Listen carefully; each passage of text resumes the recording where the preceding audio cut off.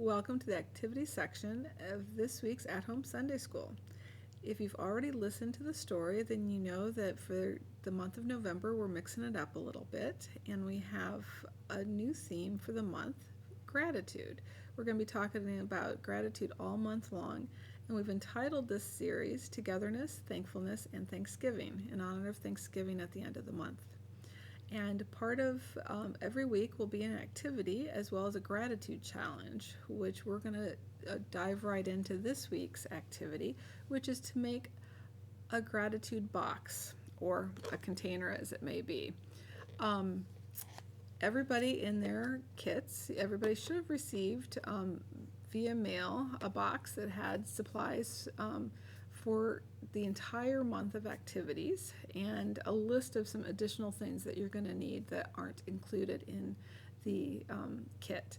So for this lesson or activity, we need the container that has kind of the streamers in it, as well as some stickers on the bottom, and everybody should have received a glue stick, as well as the papers that are entitled Gratitude Challenge Ideas. In addition to that, everybody will need something to write with, a pen, pencil, crayon, and a pair of scissors. So first we're going to do our activity, and then we're actually going to talk about the challenge, which will be part of, kind of goes along with the activity. So what I need you to do is open up your container and take everything out of the box.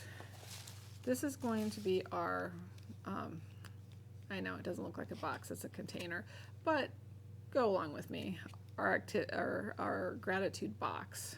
And we're going to decorate it, because if you're going to have gratitude and thankfulness, we want it to be as pretty and happy looking as possible. So I gave you lots of different colors of streamers to decorate your box. You do not have to use all of them. I gave you a variety so that you could pick and choose and decide which looks best for you. So I'm going to go ahead, and you do not have to do what I'm doing, but I think I'm going to wrap mine around. I'm going to take my glue stick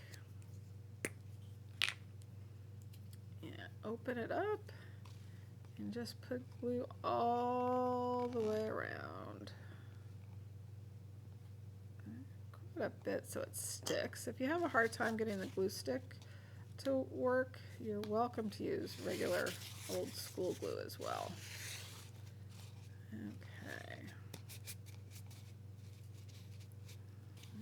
Yeah, that seems to be sticking okay. I have a little bit of an overlap, so I can either just put more glue on top, or I can cut it off. The scissors will come in handy for that. Now I want to do a second row, so I'm going to put some on the streamer itself, as well as the container. And let's see, I'm going to do yellow this time. I'm going to put that all the way around. Now you see it might gap a little bit, but that's totally okay. And push it down so that glue takes hold. And I want to make sure I don't cover the bottom, or if I do, that it overlaps. Now, if I didn't want to do strips, I could easily cut my streamer into different shapes and glue those on. And let's see, I do want to do something in the middle. So I'm going to take my purple one, I'm going to fold it in half. I could cut it, but I think it might be a little faster to fold it. And you can't see me folding it, so let me hold this up.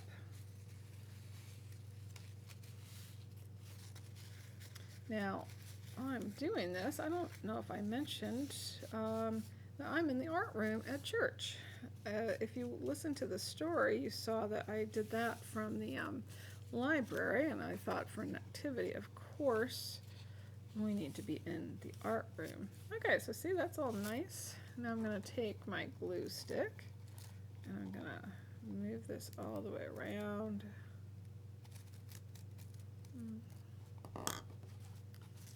And then I'll put this right on top. And like I said, this is just my way of doing it. You can do anything you want. You might need to put a little extra glue underneath, or like I said, use a little bit of school glue to really get it to stick, because this is moving around a little bit. So feel free to break out the school glue instead of the glue stick. Okay, so that's my container. I have a lid too, so what am I going to do with that? I think I'm going to use this pretty blue. Let's see. I'm going to use my scissors. I'm going to cut out a little piece to put it right on top there. Use that glue stick. Put this right on top. And then I'm going to cut another piece.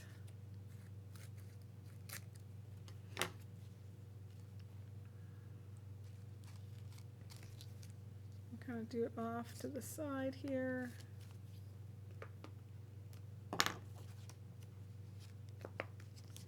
And I'm going to keep going. Just so I'm just doing a kind of design to make it look interesting. Nothing in particular. Just something to decorate the top. Let's see. Just some overlapping rectangles. And then I'm going to get my stickers. Now, everybody has lots of different stickers. You should have 2 crosses and 3 different kinds of hearts. Because when I think of gratitude, I think of love and compassion, which makes me think of hearts. And of course, love and compassion also makes me think of God and Jesus. So that's where the crosses come in. So some of these might have sticker backs. Some of them may not. So if they have a sticker back, you can certainly glue it right on. And you don't have to use all of them. I gave you different ones so that you could choose. You're welcome to use all of them, but you by no means need to. I'm going to stick my cross right on the front there. And they're all shapes and sizes. I had all different kinds of crosses and hearts. So they're all different shapes and sizes. I'm going to take one heart, I'm going to put it right, and these will happen to be sticker backs, but not all of them are. So like I said, you can use your glue. And so I had that pretty blue background, and voila! I have, oh, you know what? I'm going to make my heart match across. Voila! I have my activity, or not my activity, my gratitude container / box, which now leads us to our gratitude challenge. This week they happen to go together. That's not always going to be the case, but we're going to move right along. I'm going to close my glue up so it doesn't dry up. Now the activity challenge, here's challenge ideas. So what you're going to do is you're going to cut these up and you're going to put them inside your gratitude box. And every day you're going to draw one piece out and try and do what it says. So if there's something in here that you know you can't do, you don't have to put it in your box. But take a look and pick and choose. I challenge you actually to throw them all in there and try and do them all, but certainly do the ones that you feel most comfortable with, although it is a challenge, so maybe pick at least a couple that will be challenging for you. And then there's more on the second page with some lines. So I want you to come up with some ideas that you can show gratitude to your friends, families, to neighbors, to strangers on the street. Of course, keeping social distance and staying safe, but it might be a greeting of hello or a nice smile to somebody passing by. And it could be doing something good for a friend or neighbor. I'm not going to read through all of these. You can do that, but here the first one is say thank you. And I challenge you actually to do that on a daily basis, to say thank you, or to call a friend, send a note, just show a random act of kindness. So some of these, you can do multiple things in order to achieve your challenge.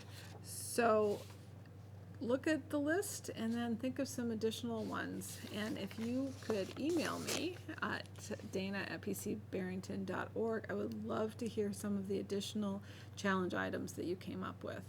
So then once you have them, cut them out, which I went ahead and did, and just fold them up. I'm not going to fold them all right now because there's a lot of them, but you get the idea.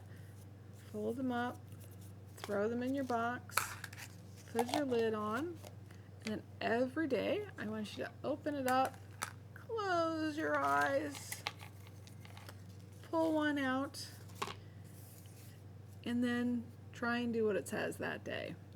And in this one it says draw a picture or write a poem for somebody. So I'm going to do that. Today I'm going to either draw a picture or I'm going to write a poem. It's probably going to be drawing a picture because I'm not really that good at poetry. But if you guys are good at poetry, then I encourage you to give that a shot, because I'm sure whoever receives it will absolutely love the poems and the pictures that you write.